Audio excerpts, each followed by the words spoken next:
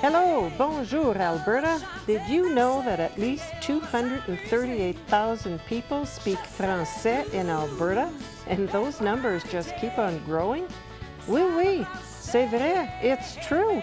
And thanks to Shaw TV Community Access Programming, we get to reach out to everyone to let you know all about special people, places, events, and activities happening right here in this great province, in both English and en français. That's right, mes amis. We begin the first part of our program in English, and then we repeat it en français. So stay with us. Restez à l'écoute.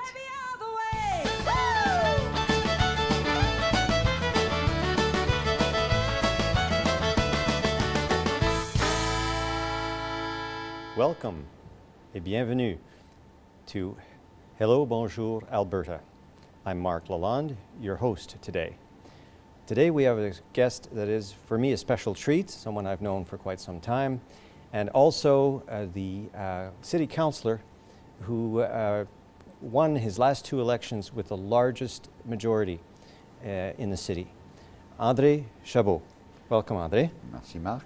Hi. Happy to be here. Yeah, so we'll do the first section here in English, and then we'll pick up again in French and see how we do with that. I'd like to start with you, André. Where are you from originally? Tell us a little bit about your life.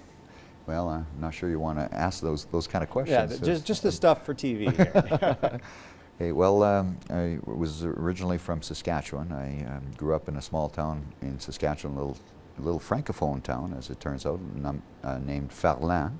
I grew up there until the age of 12, and then my parents decided to move to the big city for bigger, better things. And so I continued on there. So I did grade 7, 8, and 9 in Calgary. We moved out of the city for a year up to northern Alberta, and then moved back to the city, which then I finished grade 10 and 11, or 11 and 12 here in Calgary. And I went directly from high school into the construction industry. My dad was a finishing carpenter, okay. So I did my carpentry and my politics in a very similar fashion. I started out as a finishing carpenter, ended up doing cribbing, which is pretty much the opposite of what you would normally do. And I did my politics the same way. I started out getting involved federally, provincially, municipally, community level, did a little bit of a backwards flip to go back to get involved municipally and got elected. But as you know, I got involved in the electronics industry. That's right. Went to school at DeVry, decided to change my career because you know, back in around 1979, 80, things were really tough for a carpenter here in the city. So I thought I should pursue something else. So I went to DeVry, took electronics technologist course, graduated, did a little bit of design work when I first got out of school, and found that the only people that were benefiting from my design work were the distributors that were selling me the components, because whatever I did got reverse engineered. I did design a circuit, though, that I probably should have patented back in 1986. It was called a SITR, a solid state infrared detecting time delay relay. You know those automatic lights that you see outside? And I still have the schematic in my shed at home, my original schematic. And to this day, I have yet to find a better product out there. Just saying. Maybe I should have. Maybe I should have. We were talking earlier about this because you were saying that as a student, you have attributes that perhaps work fairly well in politics. You're not into studying things for any big length of time, are you?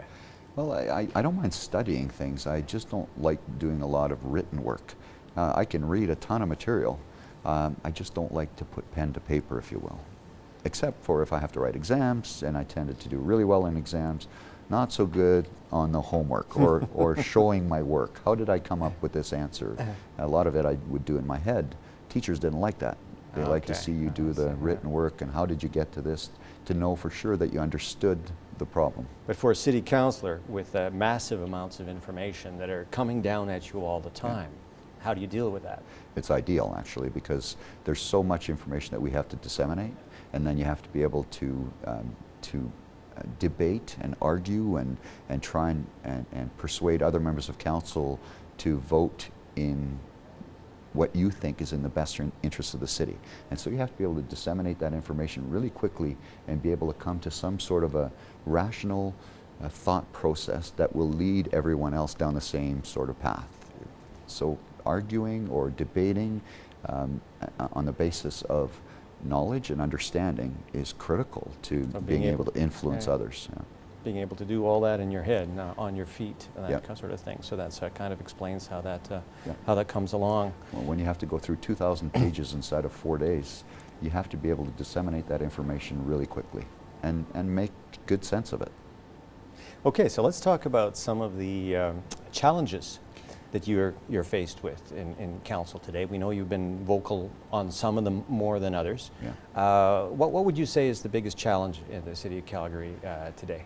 I would say managing growth, you know, and it's very typical to many things, even the industry that I was in before. You know, I was growing in leaps and bounds at my shop, and the city's facing the same sort of thing. The challenge that we have is that we project the amount of population increase, and then when those numbers go out the window, you know, like if you're projecting 25 to 35,000 people coming into the city every year, and then all of a sudden that number jumps to 39,000, it throws all of those financial projections out the window, and you have to start over and think, how is it that I'm going to be able to provide all of the services for all these new residents, not to mention the expectations of new residents coming in wanting services that they might have had somewhere else that we don't have here. They may have 100 other services that they didn't have in the previous place that they came from when they moved to this city. But once they're here, if there was one little service that they had somewhere else that they don't have here, expectations are high. They want that additional extra service, notwithstanding the fact that you may have 100 other services that they didn't have elsewhere. And of course the current residents' expectations are growing all the time too, Yeah. aren't they? Yeah, and so managing expectations is very challenging, and we have limited financial capacity as far as raising revenue. And part of the reason with why we're looking at amendments to the Municipal Government Act to empower us more to make better decisions, some that have financial implications to us, and a lot of downloading that occurs from other levels of government without matching dollars. And so to be able to do a little bit of pushback on some of that stuff, or at least access some of the sources of funds that the government is currently accessing to provide those services. I'm not looking for increased taxation here. I'm looking for increased revenue sharing with other levels of government. Give us the responsibility, I'm okay with that, but we also need the money to go with it. Do you still live in the Northeast? I do. Yeah, You do on your own. So how's the noise from the airport? Yeah, it's been a bit challenging. Not so much from where I live, but certainly a lot of the residents that live in some of the areas that are directly in the flight path of the new airport, the new runway. The new runway, the longest one in Canada there, yes. Yeah, and so, you know, there was a number of open houses that took place prior to the opening of the runway, and I attended every one of those open houses, and I encouraged the residents that would be directly affected by this to attend some of those open houses, and there was very little participation. And one of the issues that I raised then is that the NEF forecast, the noise exposure forecast, plumes, if you will, on the new runway were significantly shorter than the plumes on the old runway. And of course the argument that I got from the airport authority at the time was, well, newer aircraft are quieter, and so that's why the plumes are shorter on the new runway. I said, oh, so only new planes are going to take off from this new runway? Notwithstanding all of that, the intent was that it was still going to, you know, have a minimal impact on the residential the residents that were more or less in the flight path. The problem is NAV Canada then looked at the flight path of aircrafts that were taken off and determined that the flight paths were a little too close, and so they asked them to start deviating slightly off of their original flight path. So what we've been working with the airport authority is to look at increasing their elevation before deviating off of their original flight path directly off the runway, and good neighbor kind of a relationship with the airport. Ultimately, we have no authority to affect any changes because it is federally regulated, but they do want to work with us, and so they've agreed to at least negotiate a good neighbor agreement, if you will, insofar as minimizing the impact on the residents. Okay. I understand that among your other accomplishments in council, you made history a reasonably short while ago. You were the first person to present a motion in French in council chambers since 18 93 or something like that? Yeah, and I can't take full credit for it. Myself and one of my colleagues, Brian Pincott, we both introduced this motion to seek a recognition, historical recognition from federal government for monuments and historical sites. Historical sites. And that was for Rouleauville, wasn't it? Yeah, for Rouleauville, because as we know, the French were probably some of the first, if not the first, group outside of course, the natives to set up shop here. Father Lacombe and several others. In fact, Calgary itself wasn't founded on the basis of the fort that was built there called Fort Calgary. It was originally named Fort Brisebois, which was the major at the time was running that fort. Yeah. But who was also Francophone, as it turns out. Was a Francophone. Yes. I think he overstepped his authority a little bit. Yeah, I think he got into trouble. But nonetheless, it was originally named Fort Brisebois. So that just shows you just how much influence the French have had into the originating development of the city of Calgary.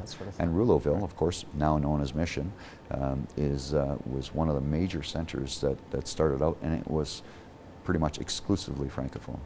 That's part of the reason with why they passed a bill to prevent French from being spoken in in municipal government. It was because of just how influential they were, and they wanted to cut their feet out from under them, so to speak, and minimize their impact. That law was on the books for quite a while. Yeah. Yeah. So what kind of issues are you fighting, or are you working on these days?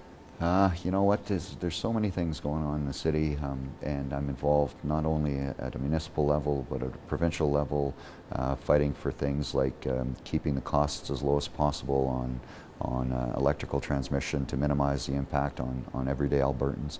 I fight it on many fronts. I'm the chairman of Gas, Power and Telecommunications, where we intervene on proceedings on utilities, whether it's natural gas or electricity, to try and minimize the cost to ratepayers. I'm also involved with the Beverage Container Management Board, looking at recyclables and trying to encourage more recycling throughout the province in return of beverage containers, raising awareness. So a lot of people don't know half their containers that are recyclable, and yet there's a monetary return that they can achieve by doing that. The province of Alberta has the highest return rate of all the provinces in Canada. And of course, I'm fortunate to be a part of that organization. I also sit on the Stampede board, and we all know that Stampede has been very involved in the greater community. In fact, they're doing a lot of great things in and around the Mission area, which again ties in with Rouleauville, and looking at becoming a year-round facility as opposed to just the 10-day event, which Stampede is well known for. So those are just a few of the things I'm involved in, but still chairman of Planning and Urban Development, where we look at land use patterns, sustainable development, so that new growth can pay for itself and it doesn't burden the rest of the city. In fact, a lot of the older communities were not built sustainably, and some of the new greenfield development is actually subsidizing some of the older communities because they're built in a sustainable fashion. Complete communities, employment in close proximity, minimize the need to commute, multitude of housing choices, grow up, live, age in place, and not have to commute to go to work. And again, looking at different modes of transportation, walking, cycling, public transit, all of these things to try and minimize the need to commute east-west. That's our biggest challenge in the city, and has been for many years, commuting from an east-west perspective, place of employment versus where you live. All those issues need to be addressed. Yeah. Never ending. So what's in the future for André Chabot? If you can give us some hints, or are you doing what you've always wanted to do now? Well, I've enjoyed everything I've ever done in my life, including carpentry. It's very self-rewarding, and the electronics industry. Again, I accomplished a lot of things in the electronics industry. Helped to develop a lot of products because I got to do a little bit of design work as I was selling products. So it was good for me. Every time I see taxi limousine commission stuff come up, and I see the record electronics taxi meter there, I go, hey, I got a bunch of my products designed into there. Great. So it's a good reminder of some of the things I accomplished. But well, thanks a lot, André. And stay with us. We'll be back in a few moments en français.